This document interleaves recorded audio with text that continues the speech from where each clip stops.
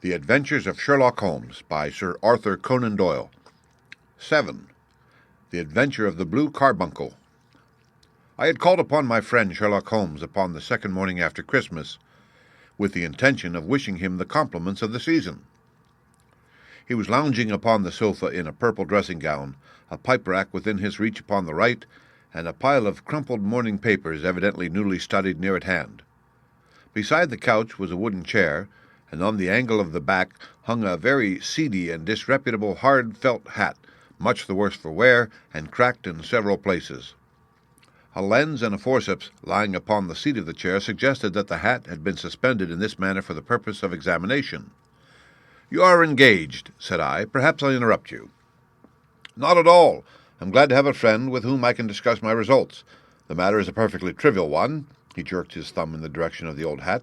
"But there are points in connection with it which are not entirely devoid of interest and even of instruction." I seated myself in his armchair and warmed my hands before his crackling fire, for a sharp frost had set in, and the windows were thick with the ice crystals. "I suppose," I remarked, "that, homely as it looks, this thing has some deadly story linked on to it, that it is the clue which will guide you in the solution of some mystery and the punishment of some crime." No crime," said Sherlock Holmes, laughing. "Only one of those whimsical little incidents which will happen when you have 4,000,000 beings all jostling each other within the space of a few square miles. Amid the action and reaction of so dense a swarm of humanity, every possible combination of events may be expected to take place, and many a little problem will be presented which may be striking and bizarre without being criminal. We have already had experience of such." "So much so," I remarked, "that of the last 6 cases which I have added to my notes, 3 have been entirely free of any legal crime." "Precisely. You allude to my attempt to recover the Irene Adler papers, to the singular case of Miss Mary Sutherland, and to the adventure of the man with the twisted lip. Well, I have no doubt that this small matter will fall into the same innocent category. You know Peterson, the commissionaire?" "Yes." "It is to him that this trophy belongs." "It is his hat?" No, he found it. Its owner is unknown. I beg that you will look upon it not as a battered billycock, but as an intellectual problem. And, first, as to how it came here. It arrived upon Christmas morning in company with a good fat goose, which is, I have no doubt, roasting at this moment in front of Peterson's fire. The facts are these. About 4 o'clock on Christmas morning, Peterson, who, as you know, is a very honest fellow, was returning from some small jollification, and was making his way homeward toward Tottenham Court Road. In front of him he saw in the gaslight a tallish man walking with a slight stagger and carrying a white goose slung over his shoulder. As he reached the corner of Goodge Street, a row broke out between this stranger and a little knot of roughs. One of the latter knocked off the man's hat, on which he raised his stick to defend himself, and swinging it over his head, smashed the shop window behind him. Peterson had rushed forward to protect the stranger from his assailants, but the man, shocked at having broken the window and seeing an official-looking person in uniform rushing towards him, dropped his goose, took to his heels, and vanished amid the labyrinth of small streets which lie at the back of Tottenham Court Road. The roughs had also fled at the appearance of Peterson, so that he was left in possession of the field of battle, and also of the spoils of victory in the shape of this battered hat and a most unimpeachable Christmas goose, which surely he restored to their owner. My dear fellow, there lies the problem. It is true that for Mrs. Henry Baker was printed upon a small card which was tied to the bird's left leg, and it is also true that the initials H.B. are legible upon the lining of this hat. But as there are some thousands of Bakers and some hundreds of Henry Bakers in this city of ours, it is not easy to restore lost property to any one of them. What then did Peterson do? He brought round both goose and hat to me on Christmas morning, knowing that even the smallest problems are of interest to me. The goose we retained until this morning, when there were signs that, in spite of the slight frost, it would be well that it should be eaten without unnecessary delay. Its finder has carried it off, therefore, to fulfill the ultimate destiny of a goose, while I continue to retain the hat of the unknown gentleman who lost his Christmas dinner. Did he not advertise? No. Then what clue could you have as to his identity? Only as much as we can deduce. From his hat? Precisely. But you are joking. What can you gather from this old battered felt? Here is my lens. You know my methods. What can you gather yourself as to the individuality of the man who has worn this article?"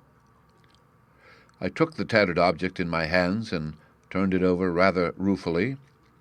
It was a very ordinary black hat of the usual round shape, hard and much the worse for wear. The lining had been of red silk, but was a good deal discolored. There was no maker's name, but as Holmes had remarked, the initials H.B. were scrawled upon one side. It was pierced in the brim for a hat secure, but the elastic was missing. For the rest, it was cracked, exceedingly dusty, and spotted in several places, although there seemed to have been some attempt to hide the discolored patches by smearing them with ink. "I can see nothing," said I, handing it back to my friend. "On the contrary, Watson, you can see everything. You fail, however, to reason from what you see. You are too timid in drawing your inferences. Then pray tell me what it is that you can infer from this hat." He picked it up and gazed at it in the peculiar introspective fashion which was characteristic of him. "It is perhaps less suggestive than it might have been," he remarked, "and yet there are a few inferences which are very distinct, and a few others which represent at least a strong balance of probability. That the man was highly intellectual is of course obvious upon the face of it, and also that he was fairly well-to-do within the last 3 years, although he has now fallen upon evil days. He had foresight, but has less now than formerly, pointing to a moral retrogression which, when taken with the decline of his fortunes, seems to indicate some evil influence, probably drink, at work upon him. This may account also for the obvious fact that his wife has ceased to love him." "My dear Holmes!" "He has, however, retained some degree of self-respect," he continued, disregarding my remonstrance. "He is a man who leads a sedentary life, goes out little, is out of training entirely, is middle-aged, has grizzled hair, which he has had cut within the last few days, and which he anoints with lime cream. These are the more patent facts which are to be deduced from his hat. Also, by the way, that it is extremely improbable that he has gas laid on in his house." "You are certainly joking, Holmes." "Not in the least. Is it possible that even now, when I give you these results, you are unable to see how they are attained?" "I have no doubt that I am very stupid, but I must confess that I am unable to follow you. For example, how did you deduce that this man was intellectual?" For answer, Holmes clapped the hat upon his head. It came right over the forehead and settled upon the bridge of his nose. "It is a question of cubic capacity," said he. "A man with so large a brain must have something in it." "The decline of his fortunes, then?" "This hat is 3 years old. These flat brims curled at the edge came in then. It is a hat of the very best quality. Look at the band of ribbed silk and the excellent lining. If this man could afford to buy so expensive a hat 3 years ago, and has had no hat since, then he has assuredly gone down in the world." "Well, that is clear enough, certainly. But how about the foresight and the moral retrogression?" Sherlock Holmes laughed. "Here is the foresight," said he, putting his finger upon the little disc and loop of the hat secure. "They are never sold upon hats. If this man ordered one, it is a sign of a certain amount of foresight, since he went out of his way to take this precaution against the wind. But since we see that he has broken the elastic and has not troubled to replace it, it is obvious that he has less foresight now than formerly, which is a distinct proof of a weakening nature. On the other hand, he has endeavored to conceal some of these stains upon the felt by daubing them with ink, which is a sign that he has not entirely lost his self-respect." "Your reasoning is certainly plausible. The further points, that he is middle-aged, that his hair is grizzled, that it has been recently cut, and that he uses lime cream, are all to be gathered from a close examination of the lower part of the lining. The lens discloses a large number of hair ends, clean cut by the scissors of the barber. They all appear to be adhesive, and there is a distinct odor of lime cream. This dust, you will observe, is not the gritty gray dust of the street, but the fluffy brown dust of the house, showing that it has been hung up indoors most of the time, while the marks of moisture upon the inside are proof positive that the wearer perspired very freely and could therefore hardly be in the best of training." "But his wife, you said that she had ceased to love him." "This hat has not been brushed for weeks. When I see you, my dear Watson, with a week's accumulation of dust upon your hat, and when your wife allows you to go out in such a state, I shall fear that you also have been unfortunate enough to lose your wife's affection." "But he might be a bachelor." "Nay, he was bringing home the goose as a peace offering to his wife. Remember the card upon the bird's leg." "You have an answer to everything, But how on earth do you deduce that the gas is not laid on in his house? One tallow stain, or even two, might come by chance, but when I see no less than 5, I think that there can be little doubt that the individual must be brought into frequent contact with burning tallow, walks upstairs at night, probably with hat in hand and a guttering candle in the other. Anyhow, he never got tallow stains from a gas jet. Are you satisfied? Well, it is very ingenious, said I, laughing, but since, as you said just now, there has been no crime committed and no harm done save the loss of a goose, all this seems to be rather a waste of energy. Sherlock Holmes had opened his mouth to reply when the door flew open and Peterson, the commissionaire, rushed into the apartment with flushed cheeks and the face of a man who is dazed with astonishment. "The goose, Mr. Holmes! The goose, sir!" he gasped. "Eh? What of it, then? Has it returned to life and flapped off through the kitchen window?" Holmes twisted himself round upon the sofa to get a fairer view of the man's excited face. "See here, sir! See what my wife found in its crop!" He held out his hand and displayed upon the center of the palm a brilliantly scintillating blue stone, rather smaller than a bean in size, but of such purity and radiance that it twinkled like an electric point in the dark hollow of his hand. Sherlock Holmes sat up with a whistle. "By Jove, Peterson," said he, "this is treasure trove indeed. I suppose you know what you have got?" "A diamond, sir, a precious stone. It cuts into glass as though it were putty." "It's more than a precious stone. It is the precious stone."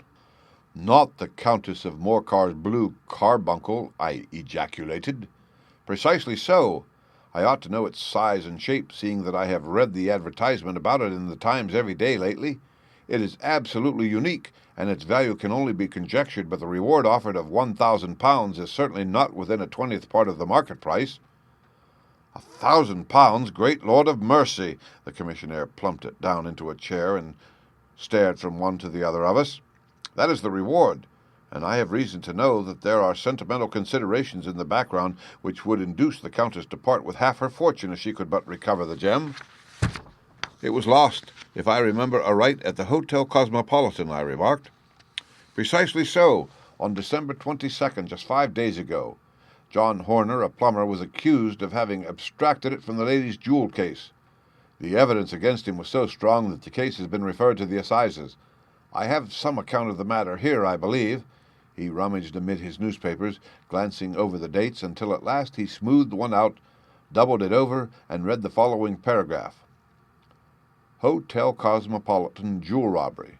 John Horner, 26, plumber, was brought up upon the charge of having upon the 22nd abstracted from the jewel case of the Countess of Morcar the valuable gem known as the blue carbuncle. James Ryder, upper attendant at the hotel, gave his evidence to the effect that he had shown Horner up to the dressing-room of the Countess of Morcar upon the day of the robbery in order that he might solder the second bar of the grate, which was loose. He had remained with Horner some little time, but had finally been called away. On returning, he found that Horner had disappeared, that the bureau had been forced open, and that the small morocco casket in which, as it afterwards transpired, the Countess was accustomed to keep her jewel, was lying empty upon the dressing-table. Ryder instantly gave the alarm, and Horner was arrested the same evening, but the stone could not be found either upon his person or in his rooms. Catherine Cusack, maid to the Countess, deposed to having heard Ryder's cry of dismay on discovering the robbery, and to having rushed into the room where she found matters as described by the last witness. Inspector Bradstreet, B Division, gave evidence as to the arrest of Horner, who struggled frantically and protested his innocence in the strongest terms.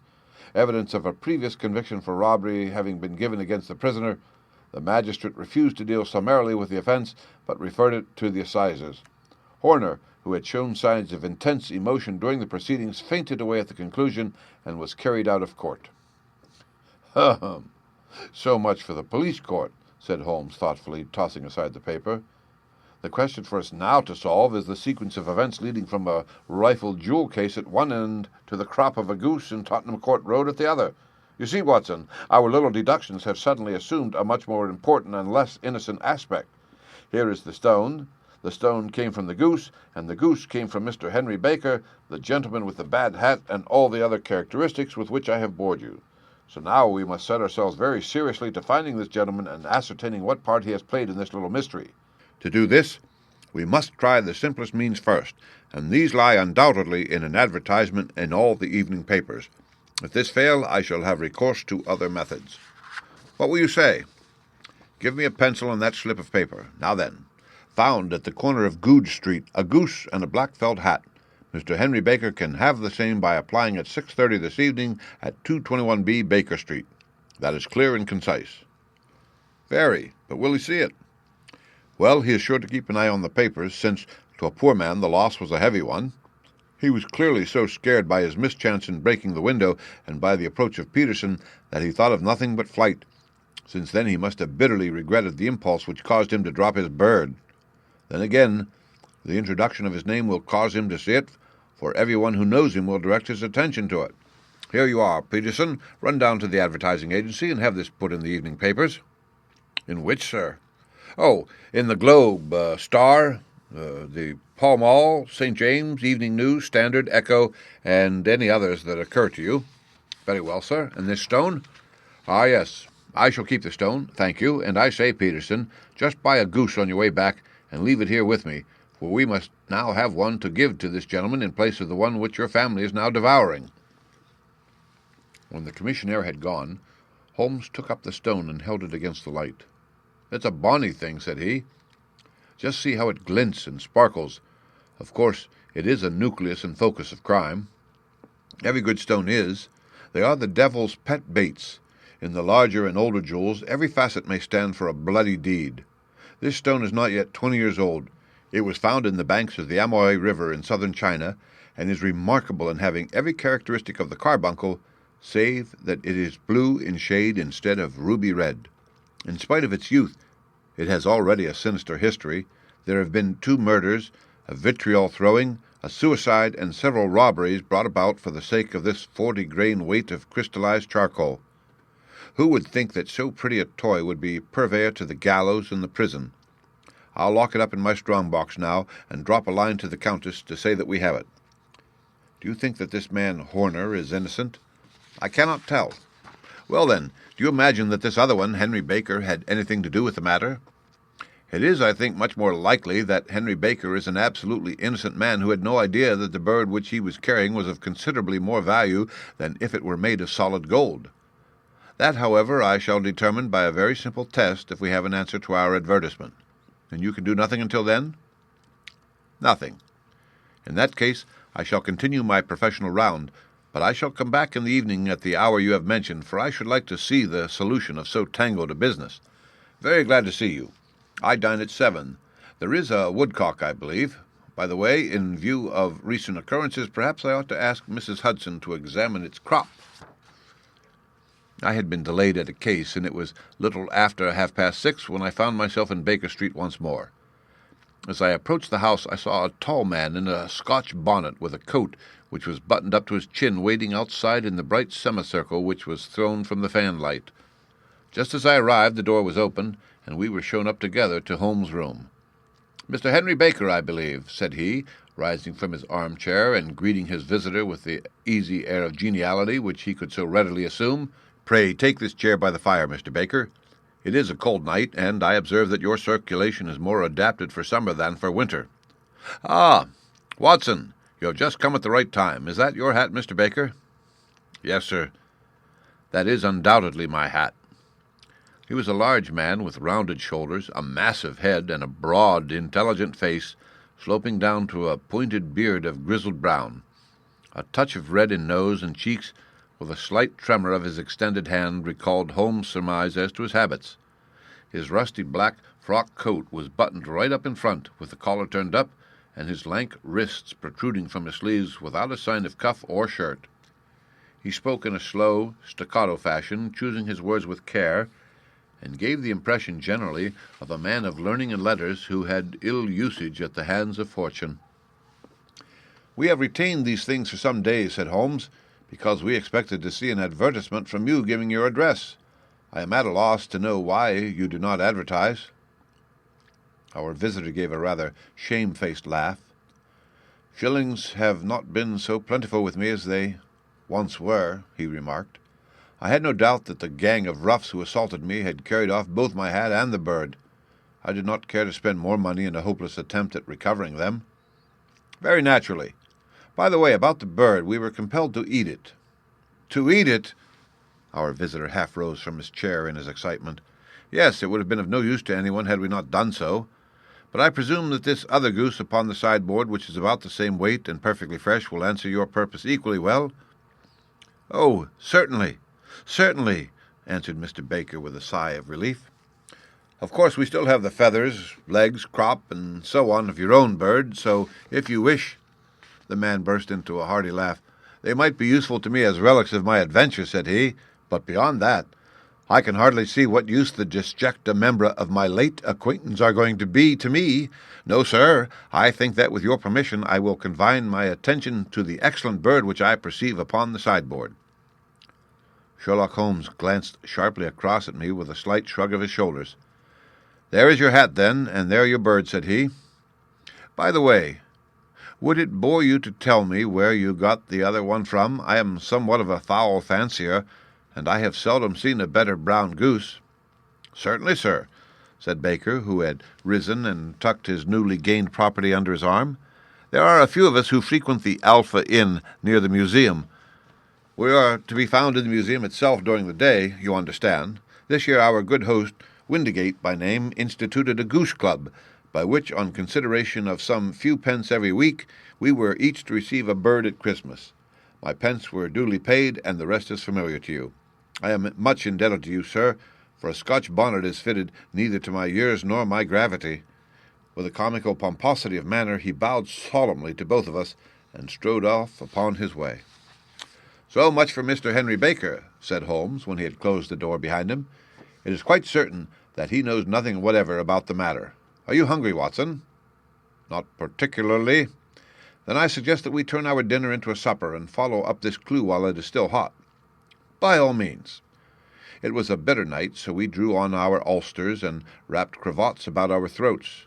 Outside the stars were shining coldly in a cloudless sky, and the breath of the passers-by blew out into smoke like so many pistol shots. Our footfalls rang out crisply and loudly as we swung through the Doctor's Quarter, Wimpole Street, Harley Street, and so through Wigmore Street into Oxford Street. In a quarter of an hour we were in Bloomsbury at the Alpha Inn, which is a small public house at the corner of one of the streets which runs down into Holborn. Holmes pushed open the door of the private bar and ordered 2 glasses of beer from the ruddy-faced, white-aproned landlord. Your beer should be excellent if it is as good as your geese, said he. My geese? The man seemed surprised. Yes, I was speaking only half an hour ago to Mr. Henry Baker, who was a member of your goose club. Aha! Yes, I see. But you see, sir, them's not our geese. Indeed, whose then? Well, I got the 2 dozen from a salesman in Covent Garden. Indeed, I know some of them. Which was it? Breckenridge is his name. Ah, I don't know him. Well, here's your good health, landlord, and prosperity to your house. Good night. Now for Mr. Breckenridge, he continued, buttoning up his coat as we came out into the frosty air. Remember, Watson, that though we have so homely a thing as a goose at one end of this chain, we have at the other end a man who will certainly get 7 years' penal servitude unless we can establish his innocence. It is possible that our inquiry may but confirm his guilt, but in any case we have a line of investigation which has been missed by the police and which a singular chance has placed in our hands. Let us follow it out to the bitter end. Faces to the south, then, and quick march. We passed across Holborn, down Endell Street, and so through a zigzag of slums to Covent Garden Market. One of the largest stalls bore the name Breckenridge upon it, and the proprietor, a horsey-looking man with a sharp face and trim side whiskers, was helping a boy to put up the shutters. Good evening. It's a cold night, said Holmes. The salesman nodded and shot a questioning glance at my companion. Sold out of geese, I see, continued Holmes, pointing at the bare slabs of marble. Let you have 500 tomorrow morning. That's no good. Well, there are some on the stall with the gas flare. Ah, but I was recommended to you. Who by? The landlord of the Alpha. Oh, yes, I sent him a couple of dozen. Fine birds they were, too. Now, where did you get them from?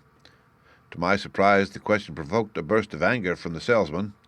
Now then, mister, said he, with his head cocked and his arms akimbo, what are you driving at? Let's have it straight now. It is straight enough. I should like to know who sold you the geese which you supplied to the Alpha. Well, then I shan't tell you. So now. Oh, it is a matter of no importance, but I don't know why you should be so warm over such a trifle. Warm? You'd be as warm, maybe, if you were as pestered as I am. When I pay good money for a good article, there should be an end to the business. But it's, where are the geese, and who did you sell the geese to, and what will you take for the geese?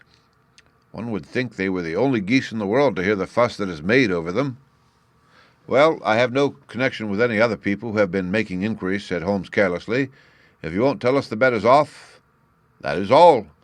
But I'm always ready to back my opinion on a matter of fowls, and I have a fiver on it that the bird I ate is a country bred. Well, then, you've lost your fiver, for it's town bred, snapped the salesman. It's nothing of the kind.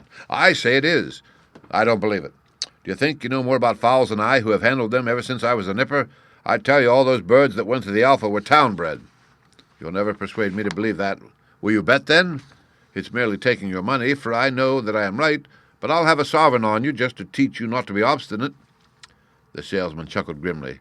Bring me the books, Bill, said he. The small boy brought round a small, thin volume and a great greasy-backed one, laying them out together beneath the hanging lamp. Now then, Mr. Cocksure, said the salesman, I thought that I was out of geese, but before I finish, you'll find that there is still one left in my shop. You see this little book?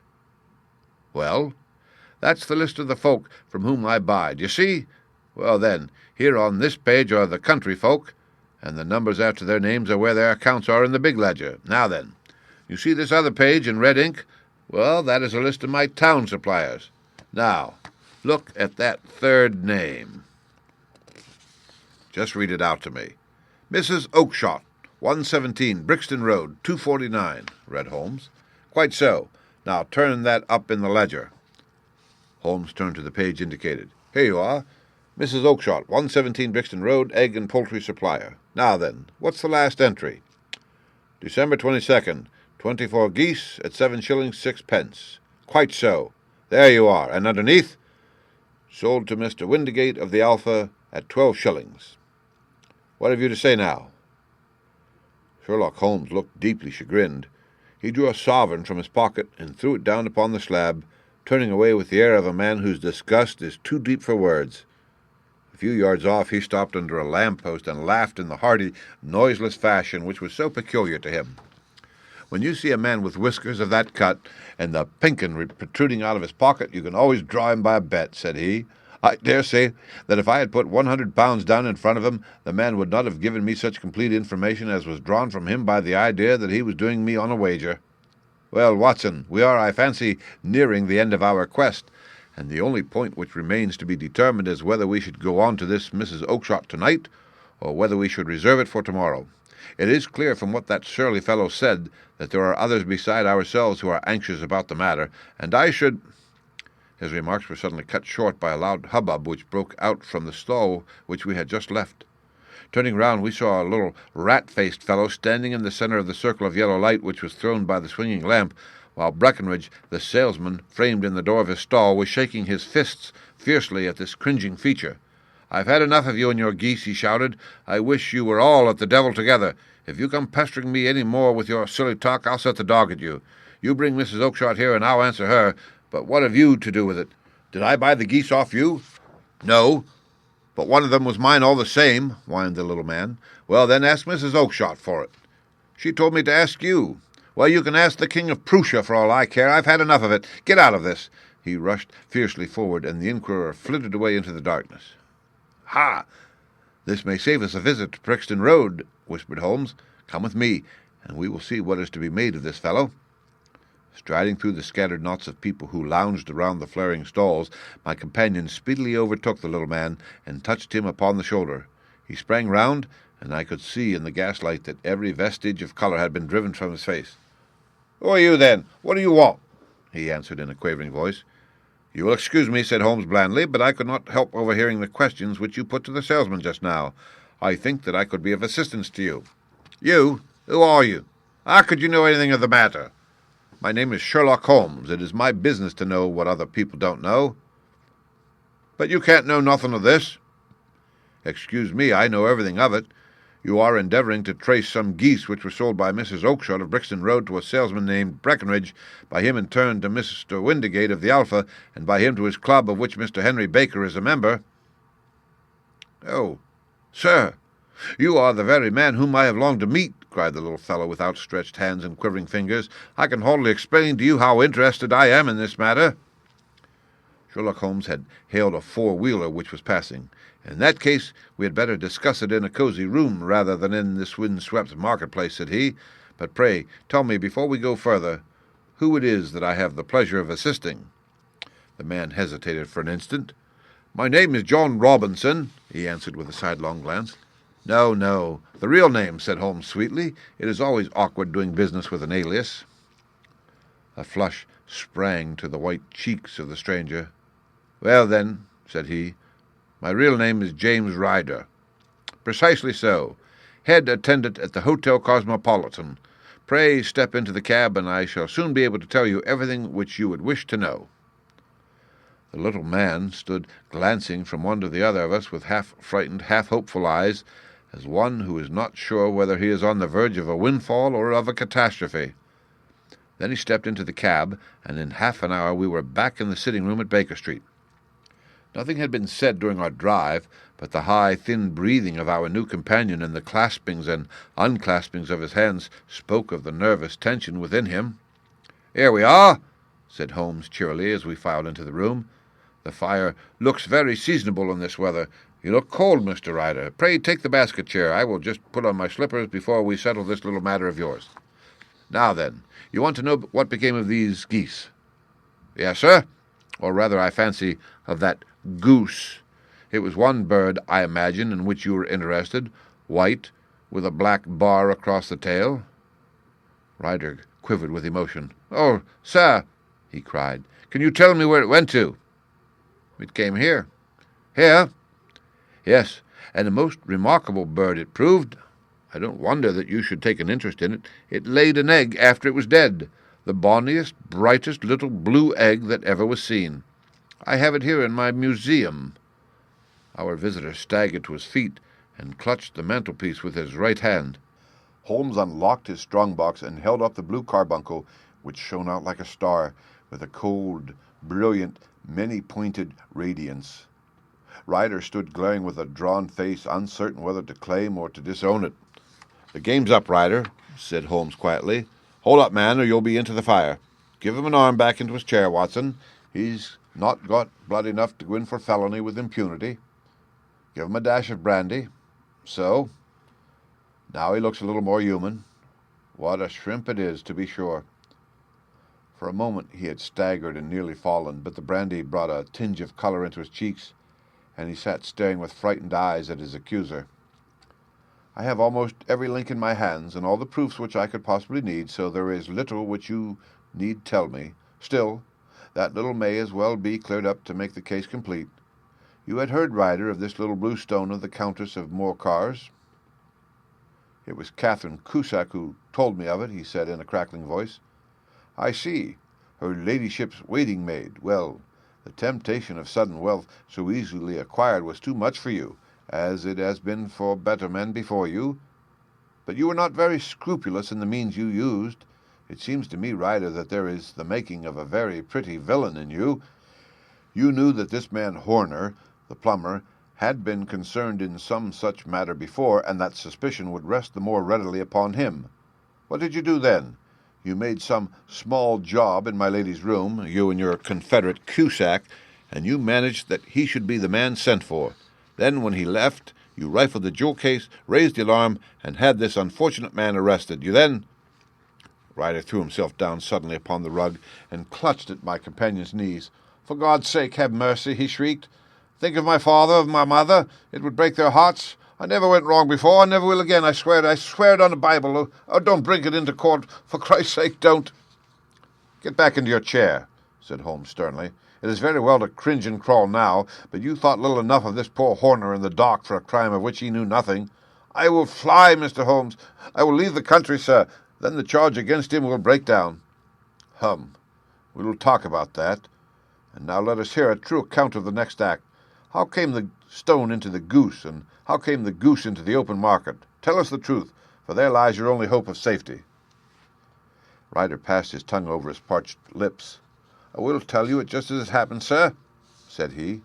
"When Horner had been arrested, it seemed to me that it would be best for me to get away with the stone at once, for I did not know at what moment the police might not take it into their heads to search me in my room. There was no place about the hotel where it would be safe. I went out as if on some commission, and I made for my sister's house. She had married a man named Oakshott, and lived in Brixton Road, where she fattened fowls for the market, and all the way there every man I met seemed to me to be a policeman or a detective, and for all that it was a cold night. The sweat was pouring down my face before I came to the Brixton Road.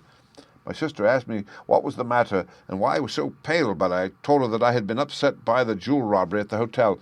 And then I went into the backyard and smoked a pipe, and wondered what it would be best to do. I had a friend once called Maudsley, who went to the bad and has just been serving his time in Pentonville. One day he had met me and fell into talk about the ways of thieves and how they could get rid of what they stole. I knew that he would be true to me, for I knew one or two things about him. So I made up my mind to go right on to Kilburn, where he lived, and take him into me confidence. He would show me how to turn the stone into money, but how to get it to him in safety. I thought of the agonies I had gone through in coming from the hotel, and I might at any moment be seized and searched, and there would be the stone in my waistcoat pocket. I was leaning against the wall at the time and looking at the geese which were waddling about round my feet, and suddenly an idea came into my head which showed me how I could beat the best detective that ever lived. My sister had told me some weeks before that I might have the pick of her geese for a Christmas present, and I knew that she was always as good as her word. I would take my goose now, and in it I would carry my stone to Kilburn. There was a little shed in the yard, and behind this I drove one of the birds, a fine, big one, white with a barred tail, and I caught it, and prying its bill open, I thrust the stone down its throat as far as my finger could reach. The bird gave a gulp, and I felt the stone pass along its gullet and down into its crop. But the creature flapped and struggled, and out came my sister to know what was the matter. As I turned to speak to her, the brute broke loose and fluttered off amongst the others. "Whatever were you doing with that bird, Jem?" says she. "Well," said I, "you said you'd give me one for Christmas, and I was feeling which was the fattest." "Oh," says she, "we've set yours aside for you. Jem's bird, we call it. It's the big white one over yonder. There's 26 of them, which makes one for you and one for us, and 2 dozen for the market." "Thank you, Maggie," says I, "but if it's all the same to you, I'd rather have that one I was handling just now." "The other is a good 3 pound heavier," said she, "and we fattened it expressly for you." "Never mind, I'll have the other, and I'll take it now," said I. "Oh, just as you like," said she, a little huffed. "Which is it you want, then?" "That white one with the bared tail right in the middle of the flock." "Oh, very well, kill it and take it with you." Well, I did what she said, Mr. Holmes, and I carried the bird all the way to Kilburn. I told me pal what I had done, for he was a man that it was easy to tell a thing like that to, and he laughed until he choked, and we got a knife and opened the goose. My heart turned to water, for there was no sign of the stone, and I knew that some terrible mistake had occurred. I left the bird, rushed back to my sister's, and hurried into the backyard. There was not a bird to be seen. "Where are they all, Maggie?" I cried. "Gone to the dealers, Jem." "Which dealers?" "Breckenridge, of Covent Garden." "But was there another with a barred tail?" I asked, "the same as the one I chose?" "Yes, Jem, there were 2 barred-tailed ones, and I could never tell 'em apart." Well, then, of course, I saw it all, and I ran off as hard as my feet would carry me to this man Breckenridge. But he had sold the lot at once, and not one word would he tell me as to where they had gone. You heard him yourselves tonight. Well, he has always answered me like that. My sister thinks that I am going mad. Sometimes I think that myself. And now I am myself a branded thief, without ever having touched the wealth for which I sold my character. God help me! God help me!" He burst into convulsive sobbing, with his face buried in his hands. There was a long silence, broken only by his heavy breathing and by the measured tapping of Sherlock Holmes' fingertips upon the edge of the table. Then my friend rose and threw open the door. "Get out," said he. "What, sir? Oh, heaven bless you! No more words. Get out." And no more words were needed. There was a rush, a clatter upon the stairs, the bang of a door, and the crisp rattle of running footfalls from the street. "After all, Watson," said Holmes, reaching up his hand for his clay pipe. "I am not retained by the police to supply their deficiencies. If Horner were in danger, it would be another thing, but this fellow will not appear against him, and the case must collapse. I suppose that I am commuting a felony, but it is just possible that I am saving a soul. This fellow will not go wrong again. He is too terribly frightened. Send him to jail now, and you make him a jailbird for life. Besides, it is the season of forgiveness. Chance has put in our way a most singular and whimsical problem, and its solution is its own reward. If you will have the goodness to touch the bell, Doctor, we will begin another investigation in which also a bird will be the chief feature." The end. Read by Rick Kistner for Lit2Go, on the web at fcit.usf.edu.